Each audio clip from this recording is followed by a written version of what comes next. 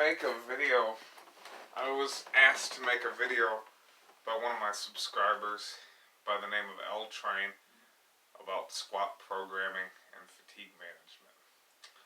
Now, one thing that I have to say regarding this topic is I don't have any direct secrets, except for one, and that's high frequency squatting. It's ideal to squat 3 times a week. You hear about Russian strength athletes, that run programs such as Small Volf and the Russian squat program, Cortis 3x3. Now, I don't follow direct programs, but I apply that same principle of squatting 3 times a week. And believe me, you will have, ideal leg development and strength development by doing so. Okay? And that doesn't mean maxing out all the time. You can use various rep ranges. A lot of elite strength athletes, people think they don't do high reps. That's false. There's plenty of strength athletes that do sets of up to 30 repetitions.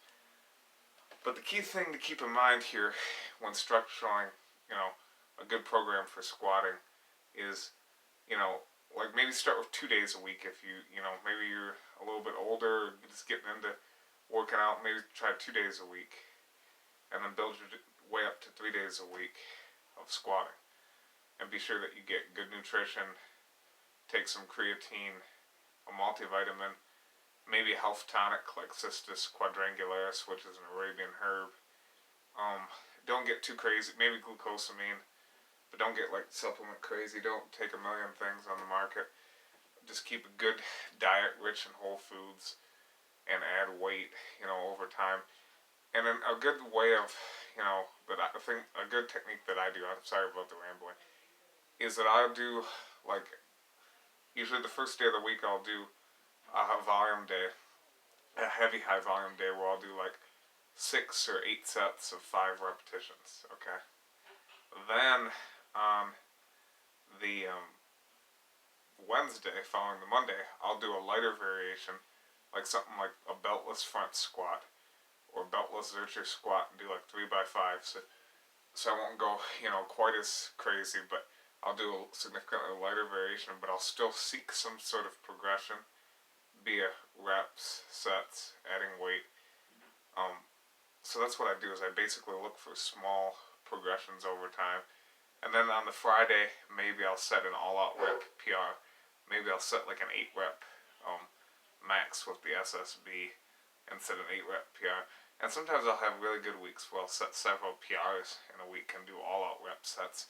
And those all-out rep sets could be anywhere, I could aim for a 3-rep PR, or I could aim for, a 12-rep PR with a certain given weight.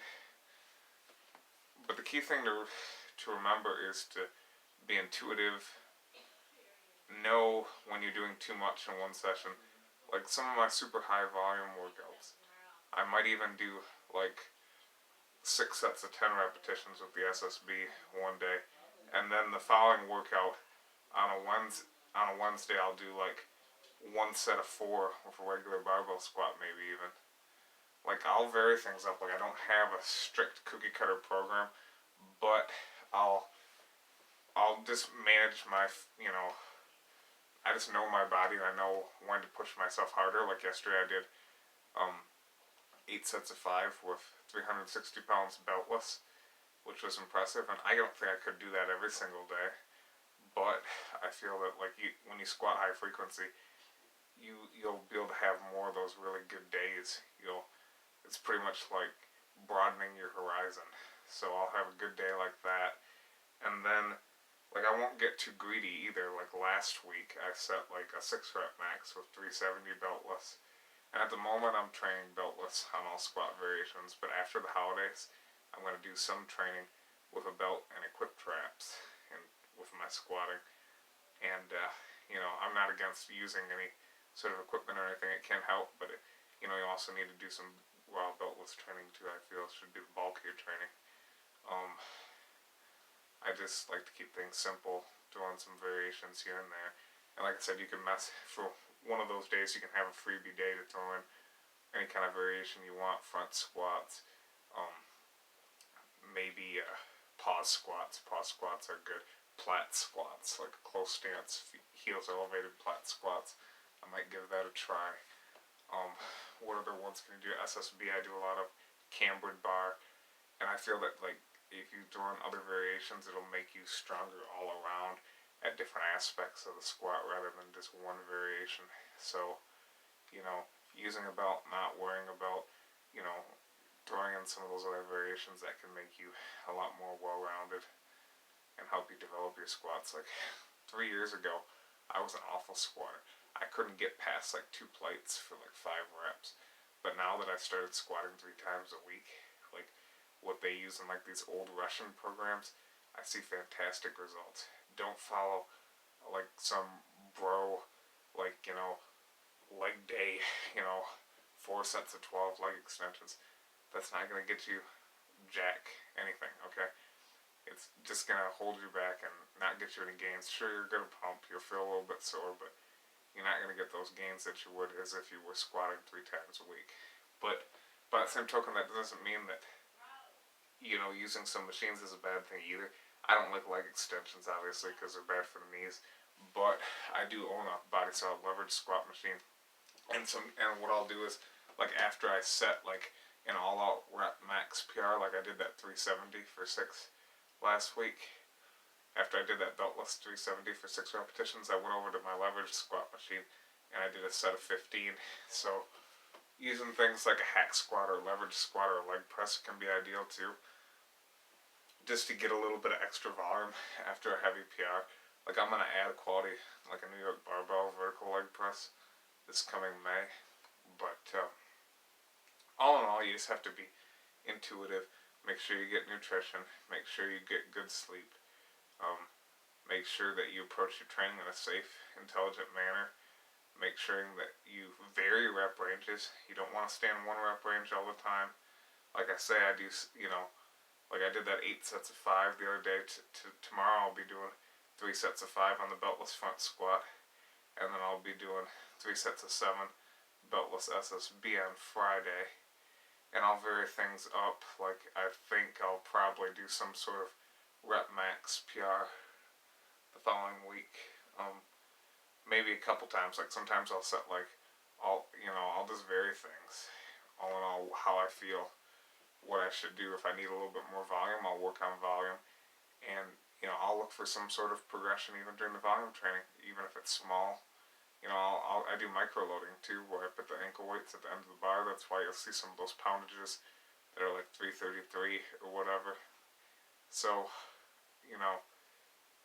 it's all about, having a good mindset too. Like yesterday when I had that really good, crazy 8x5 with beltless 360, which I didn't think I could do considering the following week I did 370 for 6 beltless and it felt like hell. It's all in the mind. Some days you'll have days where your performance will be higher.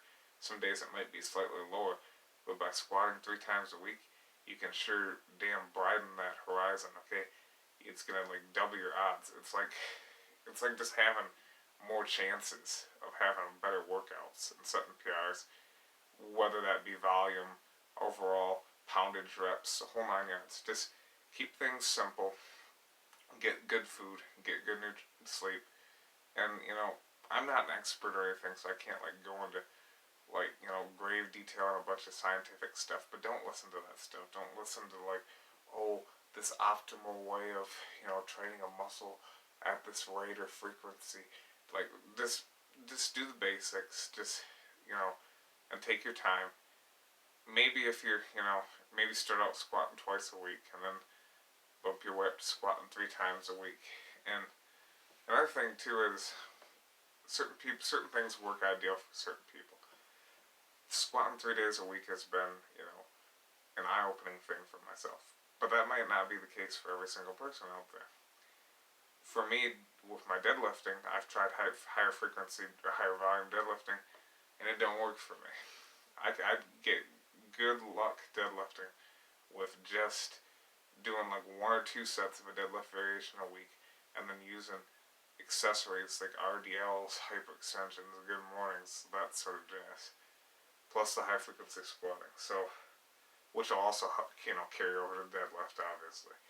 But so just keep in mind, keep things simple. Squat 3 days a week. Be intuitive with your programming.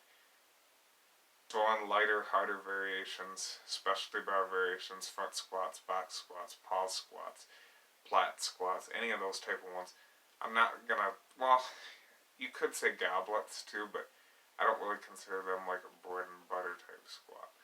So, all in all, that's how to summarize it, you know. That's all I got to say about that topic. Anybody out there, L-Train, you were requesting, there's not like a, you know, like a dead set in stone secret, but those are some of the things that I do.